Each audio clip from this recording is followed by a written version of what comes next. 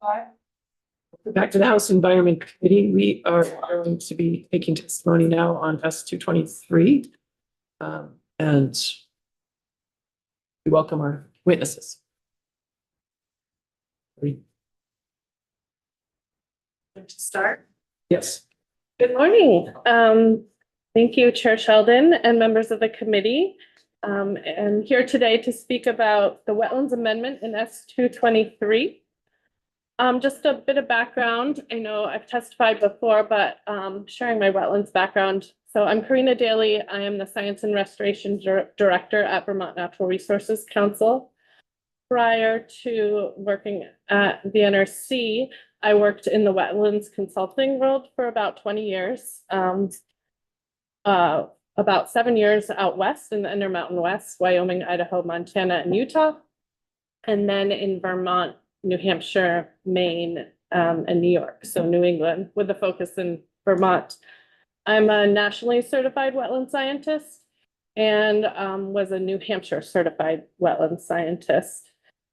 I'm also a founding member of the Vermont Association of Wetland Science, VAWS, where I currently am the treasurer. So that's just a little bit of the wetlands background. Sorry, wetland science, what? Vermont Association of Wetland Science. VAWS is the acronym. VAWS. And you need to learn about VAWS if you haven't already. Although I could speak all day about the incredible benefits of wetlands and the numerous studies that support the protection of them, I'm going to focus today on 3 points in the proposed amendment. And the first point is the importance of protecting mapped and unmapped significant wetlands. Just making sure that you guys can see what I see. And I wanted to use this graphic, which was in, I think it was like a January 7 Days article of Prospect Heights subdivision, where you can see the blue is the mapped wetland and the orange is the unmapped wetland.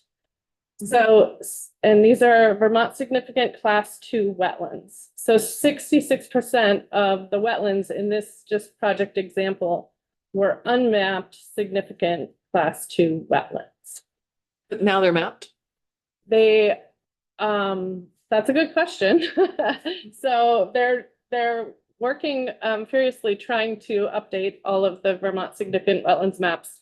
And I'm not sure specifically if these maps, these wetlands are have been uploaded to the VSWI, which is the official Vermont significant wetlands inventory, but they have been delineated by a licensed professional and field verified by the state.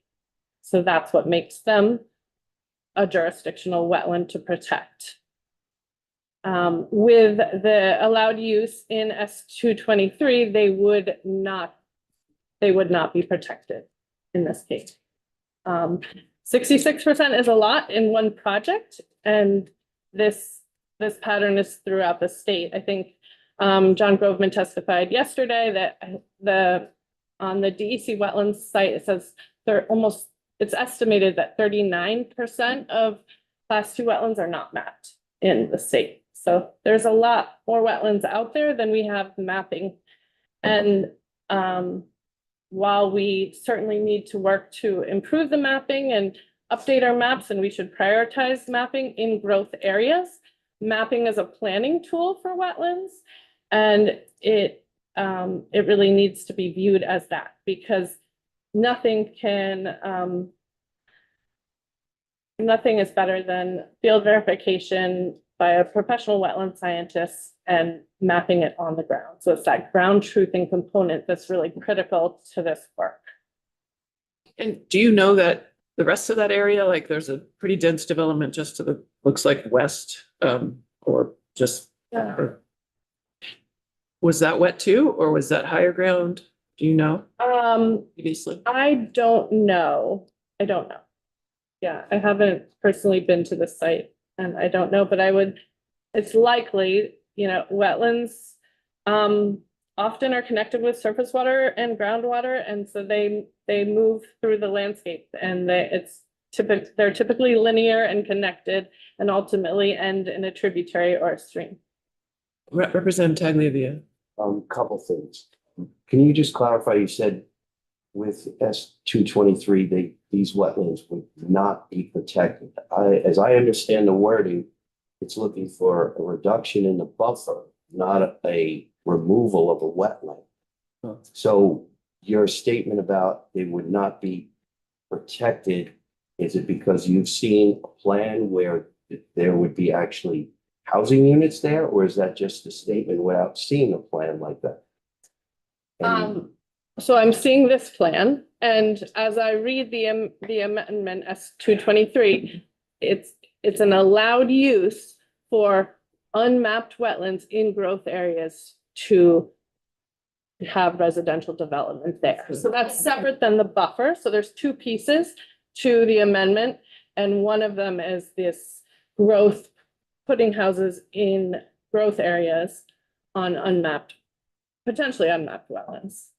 The orange up there is unmapped wetlands. Yeah. Unmapped, they would, It's been delineated by, they're not on the state map. right, is that, would they qualify on the whatever website, did we hear somewhere said? Vermont would be significant. Classified as pending, is that what they are? Are they listed as pending? They're listed as pending, so yeah, it's a little bit confusing because there's two maps going on right now. There's the ANR Atlas, which is was the go-to map, which has the VSWI layer, which is the, regulatory, quasi-regulatory, it's the layer that has all the class 2 wetlands that are mapped, but then there are all of those other wetlands that are not mapped. Some of those are on what's called an advisory layer. And then there's this new feature that shows the pending wetlands, which are likely those advisory wetlands or could have been wetlands that have been delineated by other scientists that need to be added. So Couple more things if I may. yes. How long does it typically take to go from pending to actually on the map? Right. I can't answer that because I don't work for DEC in the wetlands program. I know they've been really working hard to prioritize that, but I know they're understaffed and they don't have a capacity, and that's a resource that they would love to prioritize more. One more. You said what looks like a subdivision on the left side of what we're looking at here. It was likely a wetland. Hmm. Do you actually have evidence of that, whether it's satellite or anything, or is that just an No, that's assessment because complete it's near? speculation. I do not have any evidence. Okay. Just wanted Yeah, to. that was make just, clear. I mean, it's not uncommon for that to be the case, but I have no idea in this circumstance and didn't look at that. Thank you. Yeah. So this is the other graphic that probably you guys have seen before. If you have not, this I think is a really clear depiction of the existing wetland rules and the protection of all wetlands. In Vermont, we have the class 2, the class 1, and the class 3. I think we've talked about that before, but happy to go into that if you have questions. And then the proposed rule, which shows that 20 foot, so the decrease in the buffer, but also recognizing that because the wetlands aren't mapped, that decrease in the buffer could be a wetland. We don't know that because it hasn't been mapped or field verified. So that area is really variable. And that's what I was trying to show in the first slide, is just that there's so much there that is not mapped in many cases. Representative Tagliavia. Looking at the illustration you have on the right, where it shows the 25 Yeah. in plenty of locations around the country, even I'm sure lakefront and on small ponds, we have building where the certain areas in the lake or ponds have been bulkhead.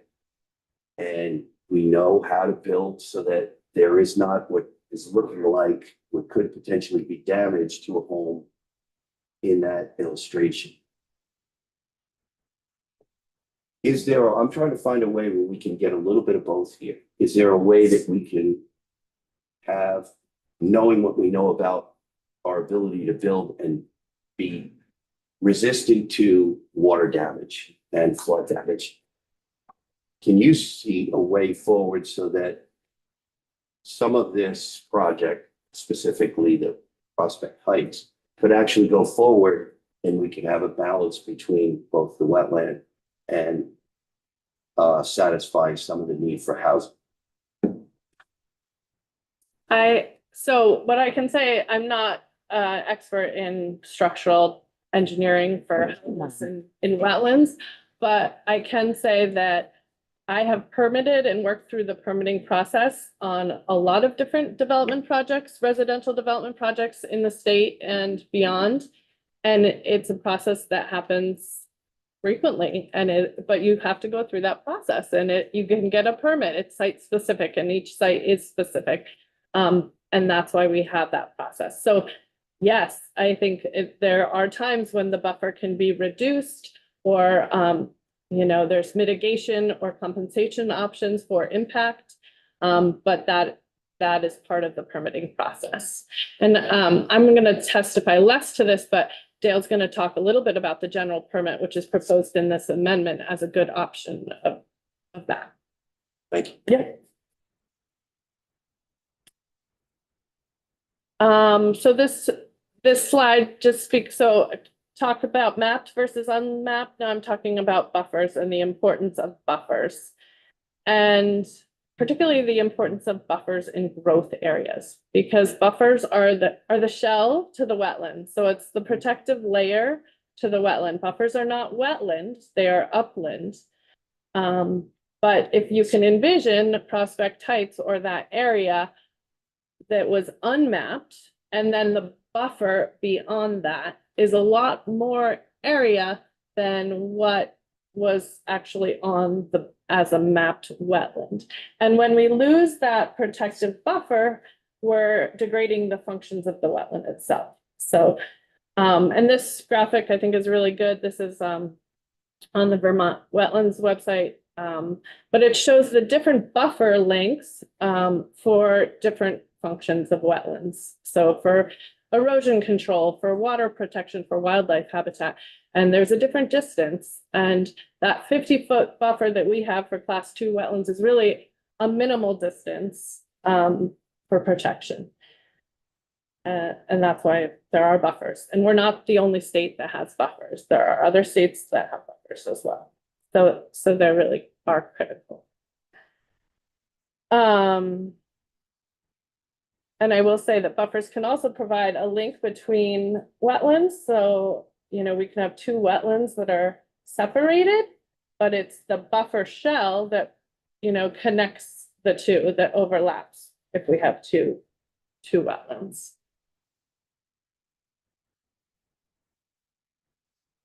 And then lastly, I want to talk about the wetland certification process and the importance of upholding wetland science and wetland scientists, and how critical that is for navigating development and wetlands protection.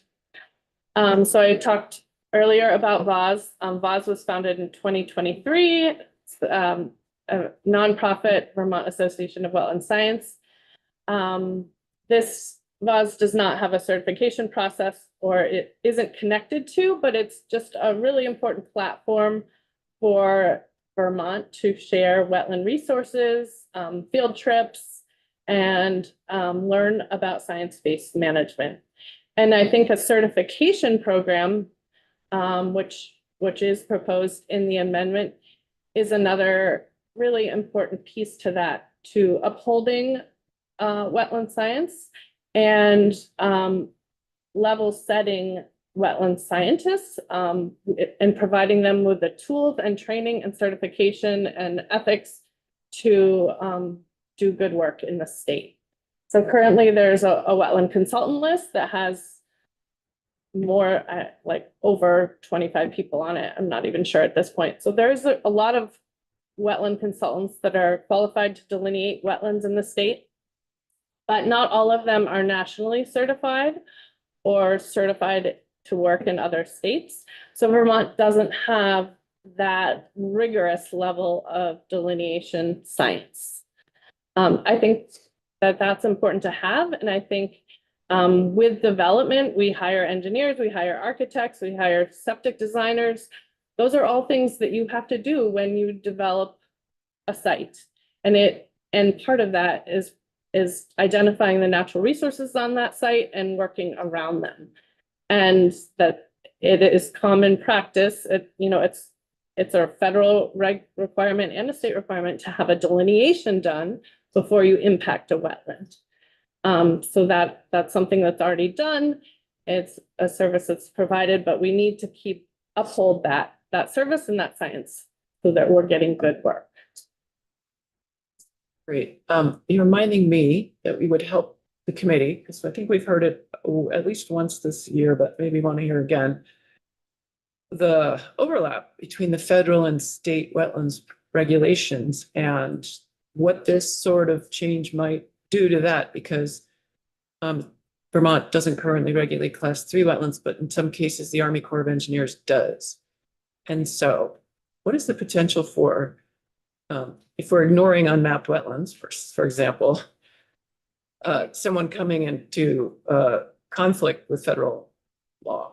There's a huge potential. So right now, the proposed amendment is in conflict with federal law because it's providing an allowed, it could be in conflict. I can't say that it is in conflict, but should a developer or builder put a house in a wetland that is meets the threshold of a jurisdictional wetland at the federal level, that means it has the hydrology, the soils, and the vegetation to qualify as a wetland, then that would be in violation at the federal level for protection. So that's a big concern and inconsistent. And I have another question for you, which is, we hear a lot about increased frequency of intense rain events, but also drought. And after with your professional experience in wetlands, I'm curious if you've noticed boundaries of wetlands changing with this kind of increased precipitation that we're having in Vermont, or how often do you see a wetland change its boundaries over time? I would say it's a slow process. Delineations are good for 5 years, so you have to, and that's a federal requirement. According to the Army Corps of Engineers, you need to update your delineation every 5 years. Sometimes, in the case in Vermont, if your delineation has been submitted, your delineation is part of a permitting process for a development, that delineation can last longer, according to the state, if it's in the permitting process, if it's already in the process. But from the federal perspective, they're only good for 5 years, and they do change over time. I would say that I haven't stood by a wetland that's been delineated and seen it change visibly in the time that I've been to different sites. But I've certainly seen historic wetlands that have been manipulated and changed due to dredging, ditching, filling, grading, and clearing vegetation off of them, and seeing the response to that wetland. So the functions change of it. But the shape, I would say, is less common. See that change. And you started out with the example of this development. It's my understanding that development's also, it's kind of in the headwater stream area upstream of places that have flooded recently. Is that true? Do you know more about that? I don't know about that specific development. Representative Taglivia? Maybe this is just a point of clarification. You said something about class 3 wetlands not being mapped in this state or not regulated. Regulated at the state level anymore. When there's mapping done, is there any notation about a class 3 wetland in the state of Vermont, or is that only done by the Army Corps? Sorry, could you repeat that Do again? we have class 3 wetlands actually delineated on wetlands maps? Yes. There you go. Excuse me. No, so yes and no. The advisory layer, there are class 3 wetlands that are on the advisory layer. And there were, there are sometimes remnant, like old quarries and ponds get picked up through aerial information and show a class 2 wetland at that site when it may be actually a class 3. So it isn't uncommon. I think a lot of the newer remote sensing data has improved the accuracy of mapped wetlands and class 2 mapping, but there are still places where certainly we've identified something comes up as a class 2 a Vermont significant wetland. And it, that's a requirement of the state to come out and say, is that really a class 2 or should it be a class 2? Maybe it's a man-made isolated circumstance. I will say that there are not class 3 wetlands are rare. There aren't as many of them out there because they're typically small and isolated and don't provide significant functions and values. And most wetlands in Vermont are connected and linear in feature and are not isolated. So they connect to streams and stuff. So it's less common. I don't know if that answers your question. Sort of. Follow up if I may.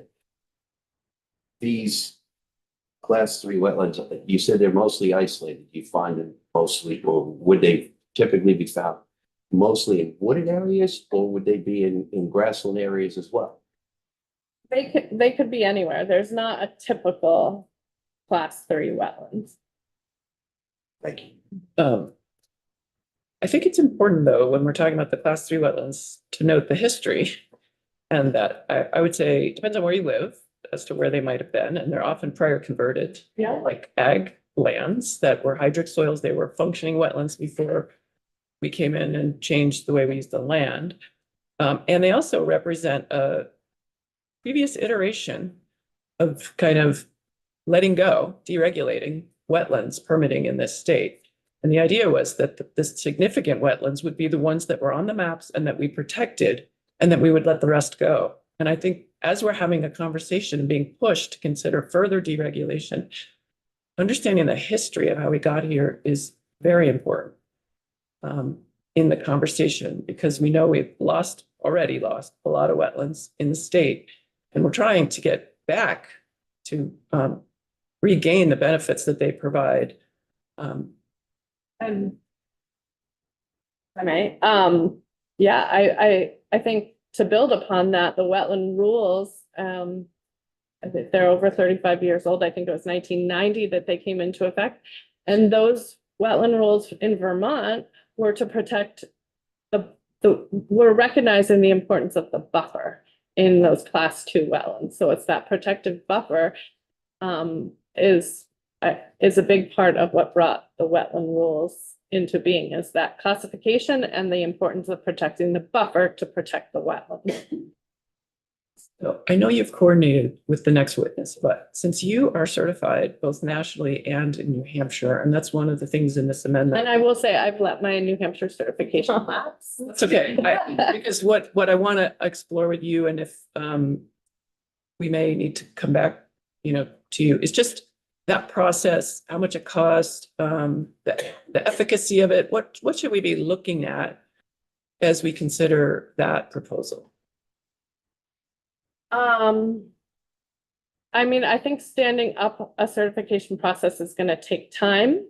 And I will say, so the New Hampshire model is that the state holds the licensing, they issue the license, but it's a nonprofit called NANNERS, New Hampshire Association of Natural Resource Scientists, that does the training and the testing. And New Hampshire is very rigorous. I think it took me, I had been working in the wetlands world for over 10 years when I actually started to look into the licensing in New Hampshire. And it took me 3 years to go through the process. So there's a written test first you have to submit your qualifications and show your years of experience and maps of delineations and data sheets. And then there's a written test. And if you pass that, you get invited to the written test. you pass the written test, get invited to the field test. And I had to take the field test twice. So it's that rigorous. And I think that's commendable. Like, I think that's an important piece of this is getting people on the same page as far as their background to do this work. And then the national certification is not easy feat either. It includes all of the materials and documentation and references from other nationally certified wetland scientists, and maintaining obviously the fees annually to maintain that license. It doesn't require a written test or a field test. So those are the differences. Do you remember the cost? Ish. I think the cost for the New Hampshire one was like $300, but I could be totally off on that. And then I don't remember the cost. I'm sorry, not fresh. I think I renew my license for the national one every year and it's about $100. Do you know of regulations similar to what we're looking at for the amendment here of 223 in other states that are similar with respect to reducing the buffer for the purpose of lake housing? Are there any states, whether it be on the East Coast or anywhere, that we could use as model legislation? I'm not aware. I think that Massachusetts might be having similar conversations as far as like development pressure and wetlands impact. So I would look to Massachusetts, and I think Washington State is also an example. But I don't think it's apples to apples at all. And what else was I going to say about this? I will say that the permitting process, having a general permit, going through the permitting process is the way that wetland buffers can shrink in certain areas on site-specific case-by-case basis, with, going through the process of avoidance first, minimization second, mitigation or compensation. So it's that process that's at the federal level too, that process. So it's not new. Thank you for your testimony. Yes, and this last slide, sorry, is just some other ideas that I think would be important for the wetlands program to consider or as we think about development and wetlands protection, is increasing the capacity in the wetlands program to do the ecological review, the delineation review, and those mapping updates. They don't have enough staff to do the things to make this process more efficient for the people. And prioritizing wetland mapping in growth areas, employing additional staff as permit specialists in this area. I know the Vermont Environmental Assistance Center is something that's moving, and having someone just specific to wetlands, I think would be a good idea. And having an electronic submittal form for wetlands, like that takes time to put together and it's an IT ask, but right now it's a paper form. And then I'll pass it to Dale to talk about the general permit. Thank you. Yeah.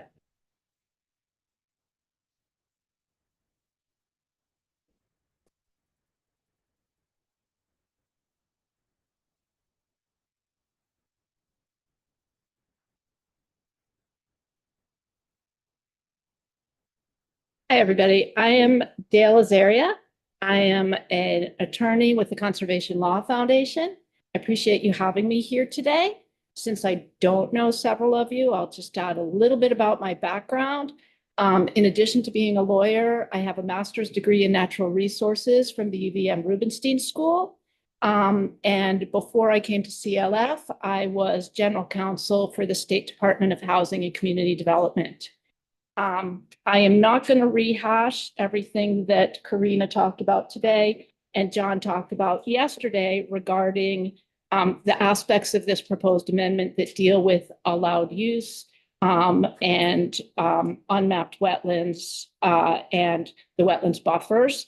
I am just going to jump to one issue that you haven't heard much about, which is the proposed wetlands housing general permit. We recognize that the wetlands permit process can be a source of delay and that can be a problem for housing development. And we recognize the value of doing something about it. We think a wetlands housing general permit is a great idea, but we're concerned that the way that it's proposed in this amendment, as it's been presented to you, is insufficient.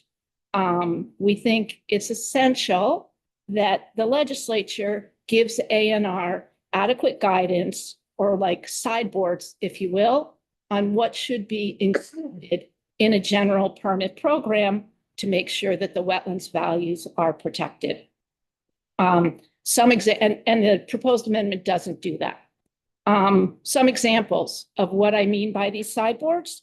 One would be, for example, limiting the geographic scope of the general permit so that it only applies in areas that have been designated or identified by the state as priorities for housing growth.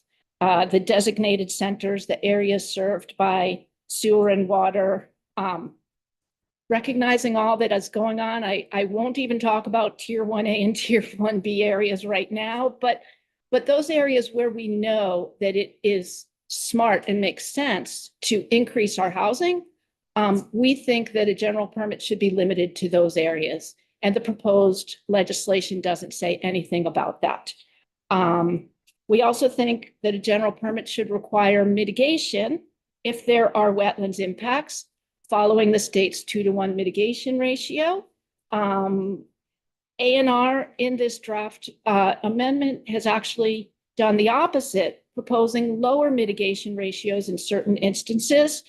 And this contradicts the net gain of wetlands policy that the legislature adopted in the Flood Safety Act. The proposed amendment also doesn't include or require ANR to consider any guidance on the size or density of proposed housing.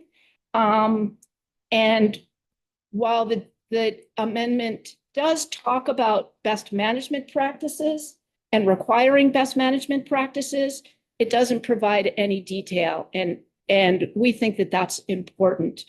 If you look for comparison at the wetland general permit that already exists for small projects being less than 5,000 square feet, that general permit includes best management practices on preventing sedimentation from entering wetlands or waterways, on minimizing the impact of temporary stockpiles and construction equipment, avoiding the introduction of invasive species by ensuring that equipment is clean before it enters into the area that would otherwise be protected, revegetating after the work is completed, and marking the boundaries of the wetland buffer permanently after construction is done and before occupancy of the project. That's not a complete list, and you wouldn't necessarily want to include every single one of those in authorizing legislation for a general permit. But these are the kinds of things that haven't even been considered yet, and that we think the legislature, this group, should instruct ANR to consider before going ahead with a general permit process. We recognize that authorizing a general permit is not identifying all the details. ANR has experts and they know a lot. There also would need to be a robust public process, and ANR has identified a public process. I know I heard some discussion that you had earlier about whether what ANR has identified is robust enough. But in any event, the general permit and the details of it would arise from all of that. And as it stands now, the amendment doesn't include this kind of guidance, and we can't support it. Even though we support the idea of a general permit, we can't support this amendment without that kind of guidance. I want to add that VNRC, CLF, and some of our partner organizations submitted comments that talk about the wetland certification that Karina just testified to, talk about this idea of a wetlands general permit, talk about the ideas that Karina had up on the board about other proposals. We submitted a comment letter about all of these ideas to ANR back in January as comments on the draft rule that is now in front of the LCAR and that is related to this allowed use amendment. We'd be happy to get you a copy of that letter, just so you can see these aren't, last minute things that are coming up. These ideas have been in front of ANR for 3 months, if not more at this point.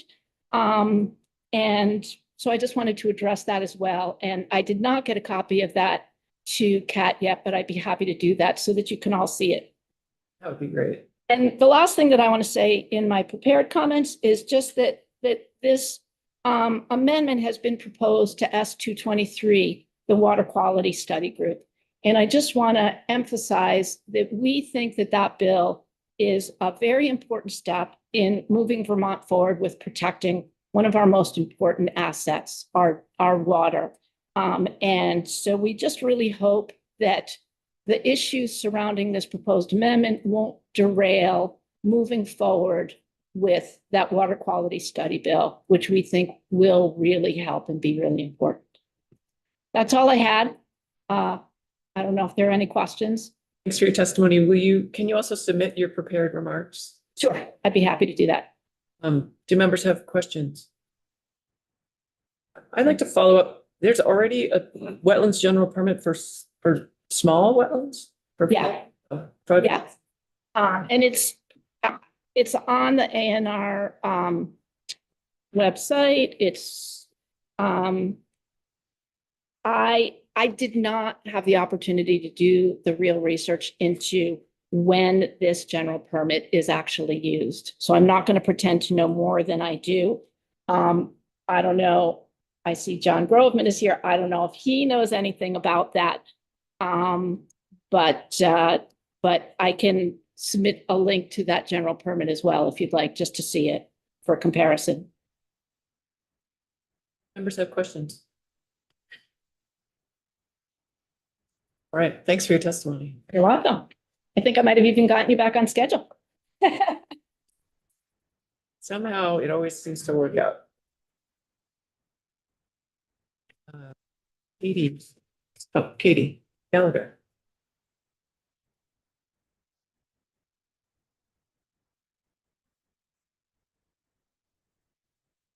Good morning. I'm Katie Gallagher, Vermont Natural Resources Committee. Thank you for taking the time to hear from me again this morning. I think be relatively brief. Has your committee had the chance to have Ellen walk through this language yet? In 325? The section that was in 328 that's being moved to 325. Okay. Yes, but remind us. Yeah. So this is related to the provision was previously in S328. It's being moved over to your committee that is looking at how we define a water and sewer service area for the purposes of the Home Act, Act 47. The Home Act part of it is mandating that areas served by a municipal water and sewer area allows for higher density residential development. So those are minimum of 5 units per acre, allowing for quadplexes in residential areas, restricting how many parking requirements a municipality can require. So the intent is to allow for a certain level of increased density in areas where we have existing infrastructure. The Senate Economic Development Committee took this issue up this session because there was a desire to further clarify what a water and sewer service area is. We can generally think about it as like where the pipes literally are in the ground, but does that count for 300 feet out from that pipe, or is it further? And so the committee, just for a little bit of background, initially approached this by putting in specific distances away from the pipe. We had concerns with this approach, and they also heard from the Vermont Planners Association and VLCT ultimately agreeing that having a fixed distance in that way could be challenging, especially for our smaller towns. That's not generally, it's not something that a one size fits all approach can really work. So we were trying to look at other ways to address this concern about, I think that the major concern was whether a town could use a service area as a way to deny where a quadplex could be. There's a lot of other language, and I just submitted my testimony. I like copied and pasted the language at the bottom. So We have it up now. okay, great. There was a lot of back and forth on this language, and so I am coming at this with not 100% clarity as to how it got where it got. The language that ultimately passed the Senate was a floor amendment, so there was no committee discussion. I believe that the Senate Economic Development Committee had a little bit of discussion about how they got here, but it was made on the last day. It was an amendment to the Senate Natural Resources Amendment. So just my brief comments on this is that there are some potential unintended consequences with what the language ultimately does here, which looks like not a whole lot. It's just striking in whatever we're in 42A, whatever sub-bullet I, big I, state regulations or permits. So again, this is where we are defining what an area served by municipal sewer and water infrastructure means just for the Home Act. There's two parts here. The first part that we're looking at is a kind of more general area where residential connections and expansions are available and are not prohibited by, first, state regulations or permits, second, identify capacity constraints, or third, municipally adopted service and capacity agreements. The second part of this is it could also be an area that where the municipality has established an ordinance or a bylaw that says where those residential connections or expansions can happen. So this first part that we're talking about, where they've struck state regulations or permits, this would generally be an area where a town doesn't have an ordinance or a bylaw. They might not have a predefined sewer service area. Our concern with this strike is that it could affect where we do have state regulations or permits that are intended to limit such expansions under our environmental protection rules. So I've listed a couple of examples here, such as restricting wastewater connections on steep slopes, restricting or limiting projects based on our state funding for wastewater systems to designated centers, unless there are, it necessitates expanding for health or environmental issues. We also restrict expansion based on waters and water quality. And Act 250 and wastewater rules can also limit connecting new subdivisions to public systems if it doesn't make efficient use of the land. We have provisions in Act 250 that try to address sprawl and avoid strip development in that way. So those are a couple of examples of where we have state regulations or permits in place that this language would be saying no longer count towards a reason why a municipality could not or could prohibit connection or expansion. I'm trying to say that in a way that makes sense. I'm not sure if I'm quite getting there. Sort of oddly would be putting the state in contradiction to our own regulations. And that is how I read it. So when we testified in Senate Natural Resources, they were still looking at language that would have put in a specific distance area. And so our testimony was based on some recommendations about that approach. We did also, because we had concerns about that approach, so we also provided recommendations that were trying to defer to local plans and local ordinances, locally defined sewer areas, whether that's official or not official. So that could also be connecting it back to a planned area for growth. For example, it could be connected to the future land use maps, these larger areas. So all that to say, I can provide some other ideas for recommended language if the committee feels that this is something that is important to continue to move forward with. I would urge certainly more testimony if that is the case, because this is very technical and has implications on the ground that, again, as this was brought up fairly last minute in the Senate, I'm not sure that we've quite understood all of the impacts.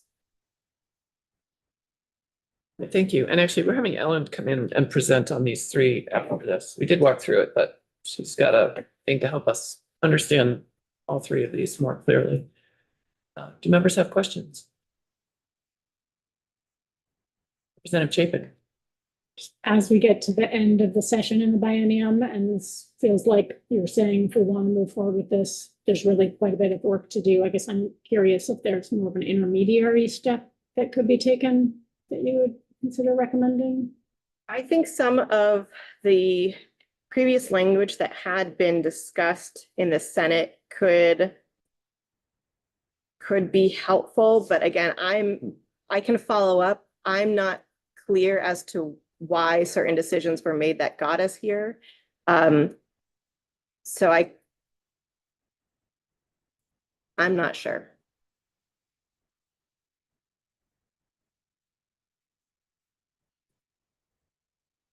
Thank you for your testimony. Okay, members, we will let Ellen know we're ready for her and take a break.